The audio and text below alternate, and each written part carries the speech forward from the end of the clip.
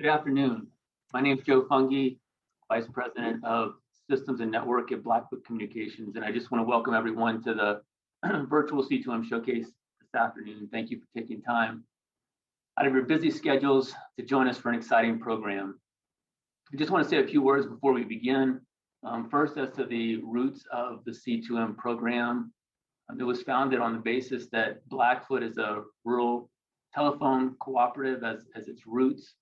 And as technology continues to emerge, it's even more important for us to have connections with people and technologies and businesses that are doing interesting and exciting things. And so we've been doing that for a couple years now, engaging through cohorts of 3 to 5 companies at a time and going along with their journey in terms of mentorship and connections, and even in some cases fundraising. During the past few years, we've engaged in activities ranging from blockchain to telemedicine, short form video, and a plethora of other types of business activities. And you'll hear interesting, exciting things again today from the current cohort that will be graduating and presenting at today's program. Just one specific connection to make back to our cooperative roots is 406 Bovine. Blackfoot 50, 60 years ago had a few ranchers and doctors that strung up a fiber network across western Montana because it was too expensive to deliver telephone communication otherwise. And over those past 50, 60 years, it's grown to be a regional networking company servicing everything from mom and pops to rural residential customers up to some of the largest banks and hospital systems in our area. So we're pleased for all of the progress from all the companies today. But like I said, making connections back to our rural cooperative was one of our specific goals. Before I hand it off to our CEO, Jason Williams, I just want to say a few words of thanks.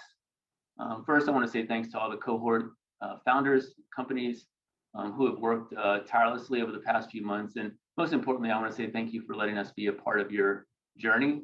It's always exciting to think where folks will be 50 years from now, no matter what they're up to. So thank you for that. I also want to say thank you to all the mentors that took time out of their busy schedules to give back.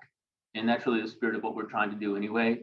And so we're pleased and happy for all those folks that have given of their time. And last but not least, I want to say thank you to Insight Studio and specifically Steph Sample and Dave Danford. You've done an amazing job in all respects, let alone during a pandemic, to help us sort of keep this thing going and make it a successful venture. So thank you. I hope everyone enjoys the show. And from there, I'll hand it off to Jason. Hey everybody, I'm Jason Williams, CEO of Blacklight Communications. We are one of Montana's largest independent broadband providers. And as a cooperative, we're working hard every single day to connect thousands of Montana homes and businesses to affordable, reliable, fiber-based, high-speed internet service. But also as a cooperative, as Joe mentioned, it's super important for us to support the communities that we serve. And one way that we demonstrate that support is through the C2n Beta Initiative.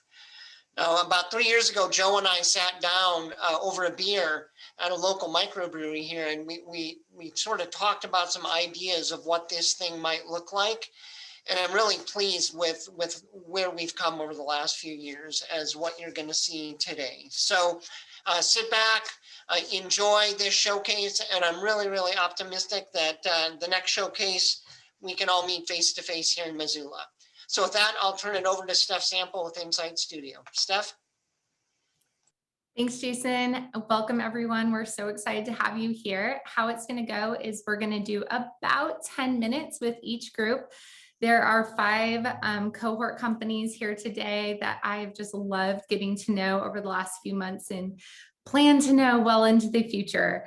The order is going to be Inspired Classroom, Check This Out, Bovine or 406 Bovine, Sticky Stack, Shop Dot, and then we're going to close it up with Dave Danford saying a few words.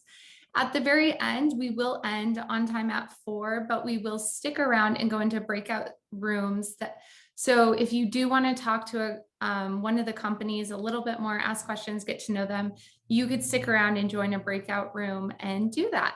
And with that, I want to invite Kathleen and Elliott from Inspired Classroom. As they're coming up, they're going to lead with telling us a little bit about their company, followed by a quick Q&A with me, and then we'll transition to the next group. Great. Hi, everybody. I'm Kathleen Dent, and I've been an educator for over 35 years in elementary and gifted education, a curriculum director, and a principal. 6 years ago, over a common belief that students deserve equity of access to authentic learning experiences and teachers deserve support for good teaching, Allie Depew and I co-founded Inspired Classroom. My journey is a little bit different than Kathleen's. I started my career as an art educator in both traditional and informal settings. I found a niche creating education programs for impact-driven organizations like museums. Through our unique lens, we've realized that they're organizations with amazing content and field experiences, and there's teachers and students around the world, particularly in geographic and economic isolated locations, who are hungry for access to this type of content. But there's a problem. There is no bridge to connect those organizations to those teachers and learners. Why is this? Well, we've identified 3 main barriers, and we're here to solve them with our easy-to-use, workflow-driven software, Mentoric. The first barrier is the ability to curate high-quality content for remote learners.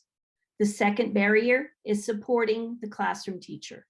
The third barrier is the lack of data and insights vital to an organization's project funding. So what makes our solution unique is our software, which creates a collaborative environment for organizations, teachers, and students, regardless of geographic or economic circumstances. By capturing classroom interactions, we use AI, natural language programming, and machine learning to shape and guide dynamic content and teacher engagement. The result is improved learner outcomes. Mentoric software enables organizations to curate and deliver learning moments to tens of thousands of learners. We bring learning to life. Wonderful. Thank you, you two, for sharing. And feel free to put some questions in chat, and if I could get to them, I will. But I want to kick us off and just ask you two, whoever wants to answer, what makes you excited about solving this problem? I'll take that one. Thanks, Steph. As I mentioned, and as you heard in our pitch, we come from the world of education and we come from the world of organizations. And I would say that this last year during COVID, equity of access for students was just brought up to that forefront of a lot of our minds. As parents, as teachers, it's inexcusable that students do not have access to quality learning, authentic learning experiences, access to experts. We're here to solve that problem. And I get goosebumps thinking about connecting the dots on that one. I bet. It's so cool. And I want to ask, this is a random follow-up to surprise you, but can you explain a little bit about what is unique about Mentoric that is not common in what we see out there? I'll keep on the train of that one. So a lot of programs that are out there that are geared for the K-12 and higher education are really focused on management of students, not engaging students in the collaboration and the process. And so the other piece is that a lot of it is in-house. So you're not going to be connecting those experts and those mentors that are at organizations and museums. And when I say organizations, we work with museums, we work with nonprofits, we work with government entities such as in Montana, Fish, Wildlife, and Parks. And so a lot of those, it's a real struggle to get into the classroom. It's also a real struggle to help support and build that community for educators. And that's one of the things that our software does, is by looking at all of those different components and tracking some of those interactions, it helps to build a community that can really learn together. Amazing. So you all have been in business for a while. You've been mostly doing consulting, but your future is looking very different. So talk to us a little bit about what's next for Inspired Classroom and Mentoric. As you said, Stephanie, we've been in business about 6 years so far, and we've really leveraged our backgrounds as educators. But in doing that, we've also really built an amazing network of champions and supporters and clients. And we're hearing kind of the same thing from them. And now we're also learning about the bigger, broader ed tech world and where that's going. And it's super exciting because I think there's finally the transition between or from, more static online learning, moving into the more collaborative processes that technology can help. We never ever want to take away great teachers and great mentors. That's so important, and we don't want to take away face-to-face learning, but we want to use technology as a tool to just explode what can be done in the classroom and blow out the classroom walls and bring the world inside. So we're excited about that, and we're watching it happen right now. Yeah. And I'm gonna add in there that we are going after funding. So if you happen to know anybody, you can contact us. Of course, of course. So you two have been really busy the last few months. This is one of 2 accelerators you're in right now. So tell us a little bit, what are some key takeaways from the last few months, and what have you had any breakthrough moments during this cohort? We really, really have. And one of the things, because Allie and I both have a rich background in education, but haven't played as much in the business side of it, the cohort with C2M has been an amazing way to really systematize what we're doing, understand what best practices are in business, in marketing, in customer acquisition. We even know what a value proposition is now, thanks to Dave, who's drilled it into us. So it's wonderful. And so getting those foundational building blocks in place that will build our company out so much better and so much more solid has been crucial to us. And then the other accelerator that we're in is really focused on the ed tech world, which is harder to find and understand when you're in Montana. It's a little more isolated. So we really feel like we can take what we've learned in C2M and really maximize it and move into that bigger ed tech world. Awesome. Well, we're so excited to see the future. You are so busy and you do such great work. Thank you so much for being here. And we will have Allie and Kathleen in a breakout room at the very end. So if you want to ask more questions and go into detail, that is a great time to do that. Next up, we have, check this out, Nicholas, come on up. And I'm going to pass it over to you to tell us a little bit about what Check This Out is. Thanks, Stephanie.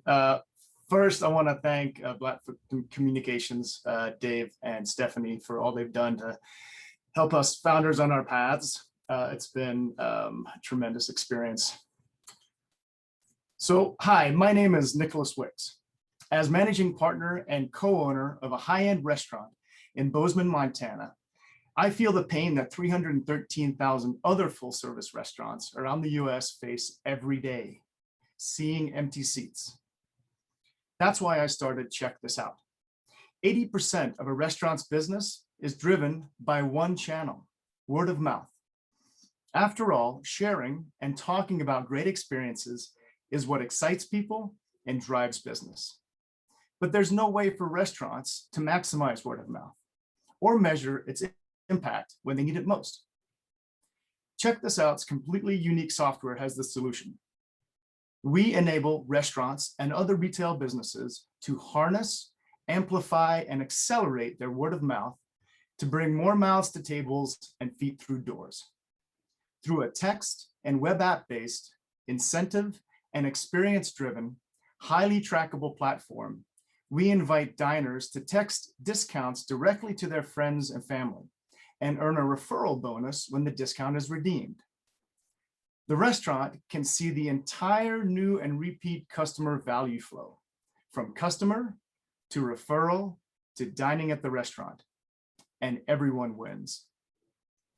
Check This Out's MVP has generated over $48,000 in gross sales for our early adopter customers in 6 months, with one customer recently generating over $10,000 of additional sales in only 2 weeks from 13 vocal customers through our platform. That's right, 13 vocal customers responsible for generating over $10,000 for one restaurant.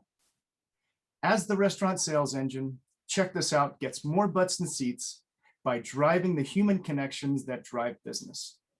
Restaurants can now let their customers do the hard work for them as their greatest sales assets.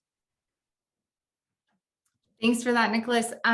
One thing that I think is so interesting about you solving this problem is that you're a restaurant owner.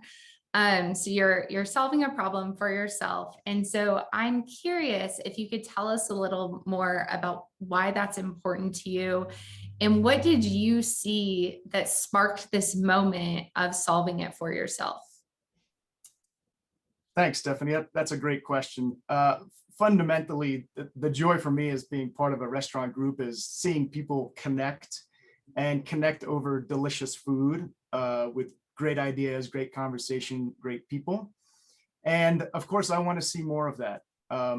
And through over the past 6 years now, it seems like forever, but only forever in the restaurant industry. I've been kind of in the shadows, looking at the marketing data, trying to help figure out how to get more folks at our tables, more mouths at tables. And it's been really challenging up until now to really understand what drives folks to come into the restaurant. We have done print ads, we've sent out direct mail pieces, we've done some radio spots, and none of those connected the dots to the marketing dollars we spent and who exactly came into the restaurant because of those marketing dollars. And through Check This Out, we can now do that, and Check This Out's other customers can now make that link between new and repeat customers, distinguishing between them, and the marketing dollars that they're spending to get those folks through the doors. I loved your statistics because they were based on a pandemic when not a lot of people were coming into restaurants. So that's really cool. So thinking about what you're going to do going forward, tell us a little bit about what's next for Check This Out. Well, we currently have a very effective MVP that our customers enjoy using and are deriving a lot of value from. And we want to get that. I want to get that out to as much of the marketplace as possible. Extend beyond, once we're free to move around the cabin, if you will, extend beyond Bozeman to the broader Montana communities, Missoula, Billings, and beyond. And concurrently, it's a delicate balance, but concurrently continue to refine and improve and develop the product. We have some exciting new features in the pipeline over the next 6 weeks, and then a development strategy over the next 6 months to really round out and evolve into version 1. Great. Thinking about the last few months that you've been working on your project a lot, I know you've been pushed really hard here. What's like a breakthrough you've had, or something you've learned, or a new approach you've taken? Oh boy. Well, I mean, working with you guys and specifically with Dave has been such an incredible eye-opener for me and I know for the rest of the cohort. Just the framework that you guys have and the rigor, I'm going to say the gentle rigor that Dave has applied in just really making sure that we stick to that framework to flesh out what exactly it is we're solving, how we're doing it, and who we're doing it for. I think that's been the biggest eye opener, at least for me and and for Check This Out. So cool. One of the things that I think is really interesting about your product is that you're empowering people that already are at a restaurant to spread the word. Tell us a little bit about people's willingness to do that. It seems like it's been really successful, but, or even a little bit like, what is the process if I went into a restaurant and saw Check This Out there? So the process is that the restaurant would have your contact information, your phone number, and that would be either via an online reservation system or a comment card or a business card drop or various other means that restaurants collect customers' info, a wait list, online ordering, and either the next day or through a campaign. The different customers have different approaches to using Check This Out. Check This Out would send you, the restaurant would send you a welcome text using Check This Out, and that text would initiate the value flow. It would highlight the value proposition for you, how you can support the restaurant, how you can gift a discount to a friend and benefit yourself. And then there are links in a series of texts that go out that you would send out to your friends and family. And we've had cases where folks have sent out 40 or 50 discounts. And we know that because anywhere from 10 to 15 of those discounts have been activated. And so we have based on our data, we have some really a solid understanding of activation rates and redemption rates. And it's been really interesting. We figure that we have probably engaged or touched 10 to 12% of Bozeman, of the Bozeman market, of individuals in Bozeman, just by virtue of all those folks dining at the restaurants and the distillery that we have as a customer. Wow. Thank you so much. Thank you for sharing your story with us. Again, you'll be able to chat with Nicholas in a breakout session to go deeper on his concept. We know that we're covering it high level. And next up, I'm going to transition us over to 406 Bovine, and Brian, if you could come on up. And Brian, tell us about your company. Hi, Stephanie, and I just wanted to say thanks as well to Dave and Stephanie and everybody else that made this possible. It's much appreciated. So I'm Brian Elliott, founder and CEO of 406 Bovine. I'm the former livestock operations manager of Sunlight Ranch Company. At 406 Bovine, we use artificial intelligence and machine learning to create technologies used to manage cattle and other livestock. We create value-added technologies to improve overall animal health and well-being. We deliver our technology through quality APIs for cattle management software providers that improve overall production and efficiency throughout cattle operations. Currently, we are developing a facial recognition API to identify cattle using a smartphone. We provide a more cost-effective, accurate, and reliable way to identify cattle. Our software rapidly identifies cattle using facial imaging and thermal sensors on a smartphone to capture animal-specific data that uploads to leading livestock management platforms through an open, RESTful API. Our proven software recognizes cattle with less than half of the head exposed and up to 40 feet away. What makes this 406 Bovine so unique is the team that we have formed to deliver this technology to the cattle industry. Our development team is formed with proven technologists who have a unique understanding of creating successful data sets, data pipelines, and data curation. The operations team is formed with industry-leading experts who bring unmatched experience and understanding of the beef production chain from birth all the way to consumer. Our leaders come from all areas of the cattle industry, bringing with them experience and knowledge unique to one another, which positions 406 Bovine for success. Thank you for that. That's great. One of the things that's so interesting is I, never even thought about this as a problem before, and I've learned so much from you. But I'm curious, Brian, what makes you excited to solve this problem? Like, why do people care about this?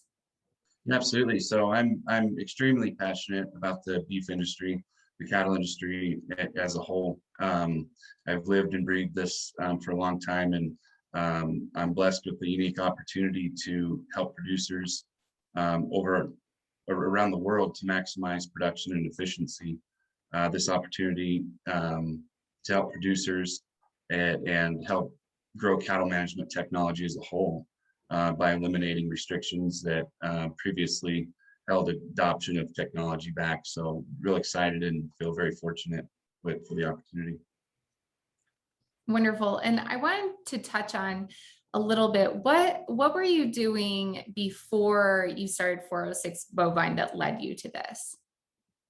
Yeah, so in 2013, I had a opportunity to come work for a large ranch in Montana, Sunlight Ranch Company, and had the opportunity to manage livestock operations for them. So it's with the success and the struggles and everything else that goes along with managing a ranch, a large ranch, is why I created 406 Bovine. And you know, Sunlight was a fairly big operation, ran roughly about 1 million acres and 12,500 cows, 17,000 yearlings, and our own horse program as well. So there was plenty to do and plenty to learn.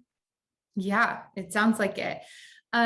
You've been working on this project for a while, so I'm curious, can you talk to us a little bit about what's next for 406 Bovine? Absolutely, yeah. So over the last 6 months or so, we've completed our proof of concept, and with that, we've dialed in our development plan, our commercialization plan. So with that and all the work that's led up to this point, we have just opened up our first round and our first capital raise to bring this technology to life. So that's where we're at. Wonderful. So you are currently building the technology that will allow you to use the facial recognition software? Absolutely, yes. We've proven the technology, and we're in production right now, and our capital raise will just accelerate our process and our time to market. Yeah. And why is it important to be able to do this through like your phone with facial recognition versus whatever the alternative is?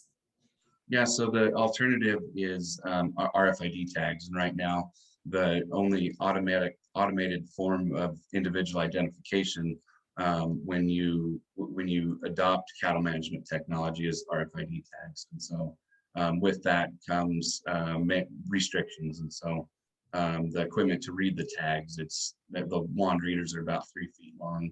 They're $1,800. Each tag is $3 to $4 a piece. So it's really the upfront cost to get started in that is what really restricts it. And so with facial recognition, we bring all of that to your phone, and the minimum equipment needed is just a cell phone to operate. And you can have, for the first time, all your cattle records, all your management stuff, all on your cell phone that we all carry around every day. Amazing. So since you've started this, I'm curious, have you had any interesting learnings or breakthrough moments in the last few months that were unexpected to you? Absolutely, yeah.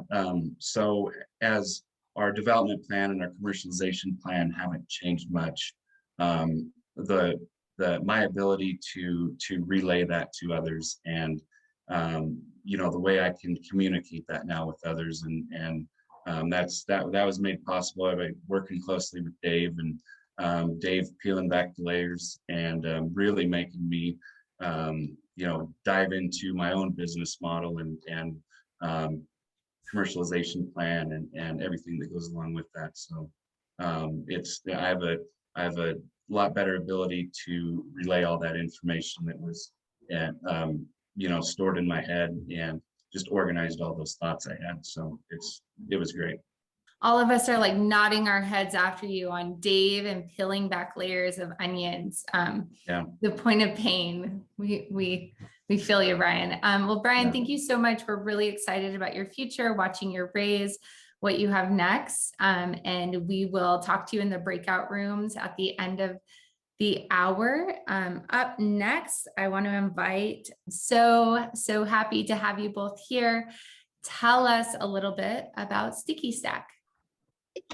Yeah. Well, first off, thank you to Blackfoot, and I especially feel extremely thankful to Dave. So just want to start with that.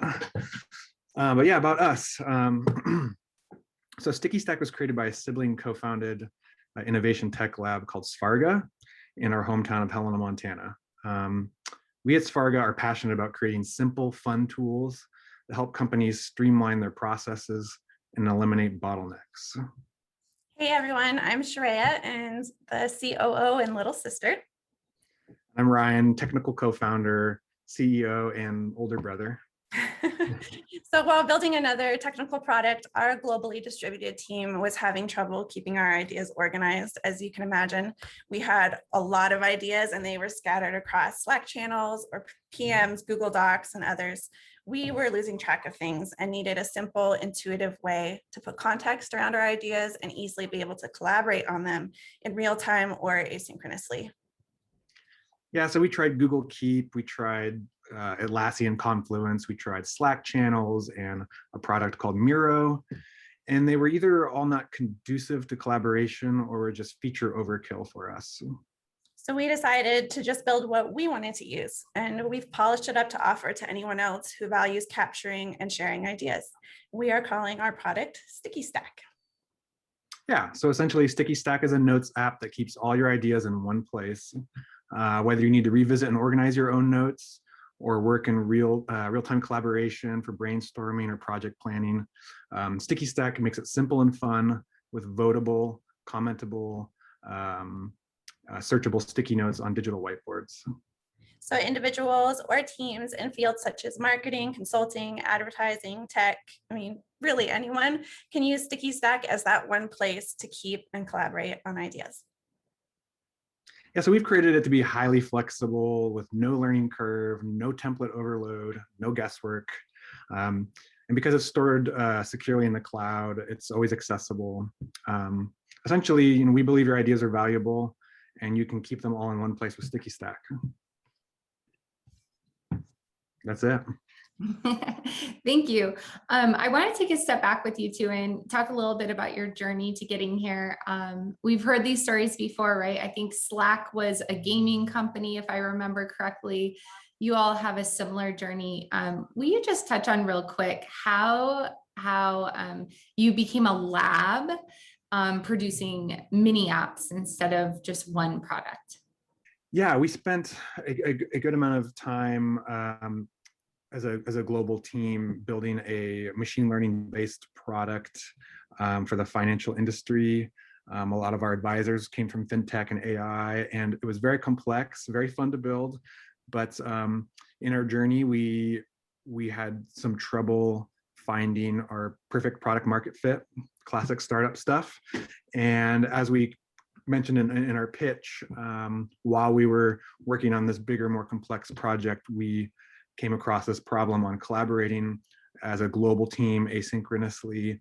And so we just decided to solve our own problem and build a internal tool to collaborate on ideas. And then here we are, we decided to wrap that up, and it's something a little more consumable and easier to talk about. And so we're excited to have shifted gears, and we're thankful to Dave for being flexible with us. Talk to us a little bit about what makes you excited to solve this problem. I know you have a lot of energy around productivity tools. Tell us about that. Yeah, I think, one of the main things is we know the pain of the problem firsthand, right? Like we were having this problem, and so it was really easy to identify that it needed a solution. And for myself, I love simplifying things, and I'm always thinking like, how can this be better, and I'm always full of ideas. And so it just was so exciting for us to make something that could not only help us, but could help other people continue to make things better and simplify. And, not only do we want it to be simple, but we want it to be really beautiful. Like we both have backgrounds in graphic design, and we care about how it looks and how it functions on top of just it being a simple product to get your ideas out of your brain. Wonderful.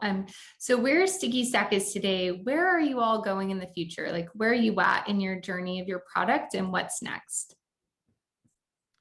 Yeah, so right now we're just about to launch our beta, our early version. We have a list of beta users, and we have like we've talked about, we have a lot of ideas about where we want the product to go, but we're starting a little bit smaller with a concentrated beta to get some customer feedback and make sure that we're building it in a way that adds the most value possible. So yeah, right now beta, and then we're going to let our early users sort of dictate where we go with the product. One of the things that's so fun about what we're doing right now is that we're working other jobs full time and kind of doing this on the side. So there's not that pressure of like, where's our next paycheck going to come from and all, and worried about funding. We just get to kind of have some fun with it and put it out as a beta group, see what people think, keep iterating on it. And it'll be cool. It's just been over the last 3 months that you all pivoted into Sticky Stack, which has been such a fun journey to watch. But talk to me a little bit about like the moment, like making that decision, and then what some takeaways and learnings have been along the way. I think when we made the decision, it was honestly coming a little bit from burnout. We had spent the last year launching our other products and just really like beating our head against the wall, trying to figure out product market fit. And startups are hard work, you know, and we were just kind of out of ideas. And so we just wanted to do something that was, you know, simpler and more fun. And so that was kind of the pivot point for us, was like, let's take our other product and put it kind of on the mental shelf for a little bit, take a step back, do something else, and kind of rejuvenate ourselves that way. Yes, and it sounds like other products or apps might be in your future. Is that the idea? Yeah, we've built Sparga, as we call it, an innovation lab, where the whole concept was to identify problems that we were interested in, try to create simple, intuitive tools to solve those problems. So it's certainly on the table to continue to build micro tools, as we call them. Sticky Stack could maybe be considered a micro tool. The thing that we built before that was definitely not a micro tool. That was much bigger. But yes, certainly in the future, we just love solving problems and building beautiful things. So absolutely.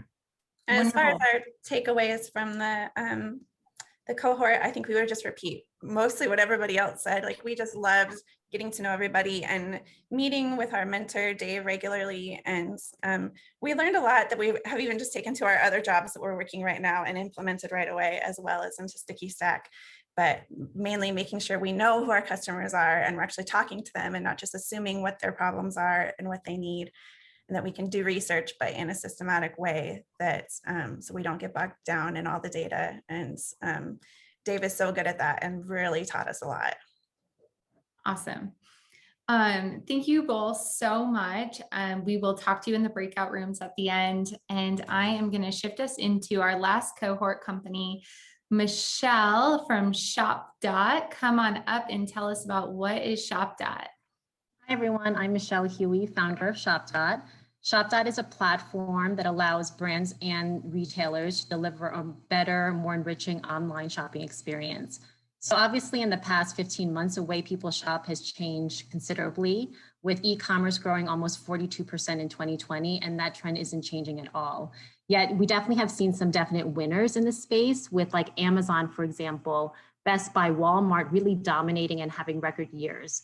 So there's several reasons why they've been really successful. The first is they have a digitized supply chain where they really partner and tap into brand suppliers' inventory, product, and also drop shipping capabilities.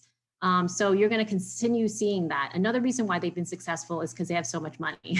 You know, they've been able to develop their own technological stack to deliver a personalized, customized shopping experience. So where does this leave small to medium-sized retailers? And that's where ShopDot comes in. So ShopDot is a platform that allows small to medium-sized retailers to tap in and partner with brand suppliers, tap into their inventory, tap into their supply chain, and also allow the brand to actually pick, pack, and ship the product directly to the end customer. So what ShopDot has is really powerful integrations with front-end e-commerce platforms like Shopify and BigCommerce, and they're able to pull the e-commerce listing directly from the brand supplier and to be able to nimbly and flexibly offer a deeper product assortment and deliver a more enriching shopping experience for the end customer. Thank you for sharing. That was amazing. And I like have to unpack it because you were so concise. So tell me a little bit about what makes you excited about solving this problem? Well, you know, based on my experience, I actually have another business, which is a brand supplier. I make stylish compression socks. And I've been on the market for about 7 years. And prior to COVID, I was selling in over 1,000 retail locations nationwide. And the issues with selling on e-commerce plagues everyone. There's a lot of operational and inventory challenges and risks that all retailers deal with. Now, retailers that have a lot more money are able to deal with them a lot more easily than smaller and medium-sized retailers, but they plague everyone. And we saw this really come to life, like I mentioned earlier, directly during COVID, when you know, the larger companies were able to be very flexible and nimble and adapt to the changing environment. And ultimately, they were very successful. And what makes me excited about this is without a technology like this offered to small to medium-sized retailers, we're going to be facing a possible scenario where a winner takes all, where the big retailers like the Amazon, like the Best Buys, like the Walmarts are going to continue to grow and dominate and have all this, you know, really important data on consumer shopping behaviors and take it and really make it an even better and rich shopping experience, but not really have that available for the smaller to medium-sized retailers. So in a way, we're really decentralizing the power here from a consumption or e-commerce standpoint. Another reason why I'm really excited about this, it really allows for brands and retailers to collaborate and really partner together and deliver just ultimately a better shopping experience for their collective end customer. Okay, amazing. Where are you at right now with ShopDot, and then where are you going in the near future? So right now, we are in the process of designing our MVP. I worked closely with Dave as well as my team on doing various design sprints, identifying the value proposition, all that good stuff, and really understanding who our end customer is and where we're going to be going after. So we're in the process of designing the platform. We're hoping to have that done by June. And we're going to be doing some beta testing with the platform for a couple of months before we roll it out. Okay, great. And I'm curious, through this experience for you, what are some key learnings you've had lately about your product and your market? I think some major key learnings is several fold. I think I'm really thinking about who the end customer is. Because there is a sense of a marketplace model or ecosystem that I'm creating.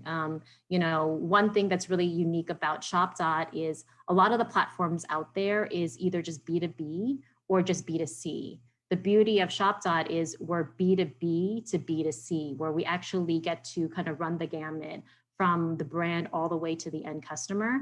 And so I think really sussing out, who do we go after? Do we go after brands or do we go after retailers? And so that was really eye-opening for me is, you know, who, number one, has sees this problem as a more significant problem for them and who can really be able to cultivate and curate this experience more effectively. Yeah. Can you touch on the B2B to B2C kind of customer journey of how ShopDot works for a user? Mm-hmm. So the way the platform works is a brand supplier would list their products in the back end of ShopDot. So they would list all of their assortments, all of their SKUs, all of their content, the imagery for their particular brand and product. The retailer will go into the back end of ShopDot and be able to take that exact product listing and push it directly into their online store. When the retailer's end customer goes on their online store to make a purchase, that order actually goes back to the brand supplier to pick, pack, and ship. So what this does is, you know, earlier we talked about the operational and inventory challenges and risk. It reduces a lot of those for the retailer because they're number one, they're tapping into the inventory of the brand rather than going through the process of buying inventory, stocking inventory, and then selling it and then pick, pack, and shipping it. Now, what the retailer has, though, is they have the direct relationship with the end customer. And that's something the brand, this is the reason why brands work with retailers, is because of their reach with the end customer. So they have those relationships. But what the brand has is the product, they have the content, they have the branding, and they have the inventory. And so really kind of collaborating and partnering with the two allows, again, the brand to be able to control that branding throughout the entire cycle to the end customer, but it also allows the retailer to benefit as well. So it really creates a win-win-win. And the end customer has just a better shopping experience, because when they make a purchase, they want to be able to, again, support the retailer that they want and be able to make the purchase that they want as well. Thank you so much. That is so interesting. And again, meet up with Michelle in the breakout rooms. That was the last of our 5 companies. So to say them again, it was Inspired Classroom, Check This Out, 406 Bovine, Sticky Stack, Asparga, sorry, I always do that wrong, ShopDot. And I do want to bring Dave up for a minute and pass it over to him.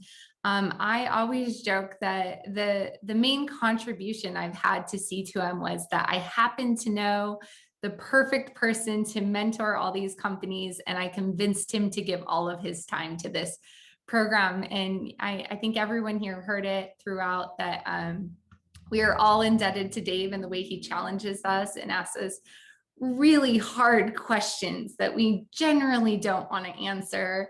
And he goes there with us and guides us through it and cares deeply about people. So Dave, if you could talk a little bit about what this program's like, if you give an overview of what the last 3 months is like, what the program looks like, and how we interact with our teams. And then after that, we'll go into our breakout rooms.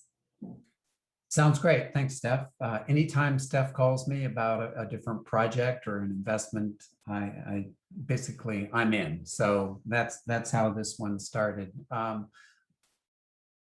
What we tried to do from the beginning is to create content that is based out of the big accelerators in Silicon Valley, so that each of the cohort founders can be exposed to the best, whether it be Y Combinator, Brad Feld, Ostweiler, the people in the Valley that are really at the forefront. And we wanted to expose cohort founders to that original content and then coach them on it. So that was the first piece. The second piece was weekly one-on-one meetings with the founders, where they had gone off and learned and watched videos and applied it to their businesses.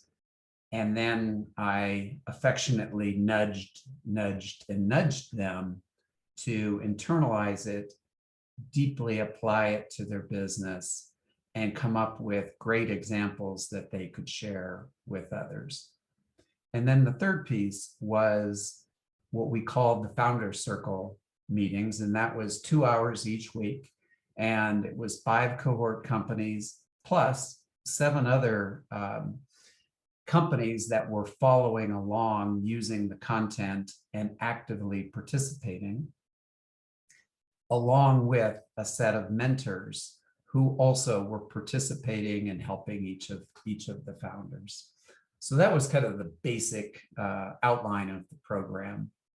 And in closing, I really would like to thank Blackfoot for giving the funding and the expertise and the space for us to create the program, and to give these founders this runway of being exposed to kind of the best in class, so that they could scale themselves up to be competitive in a global world.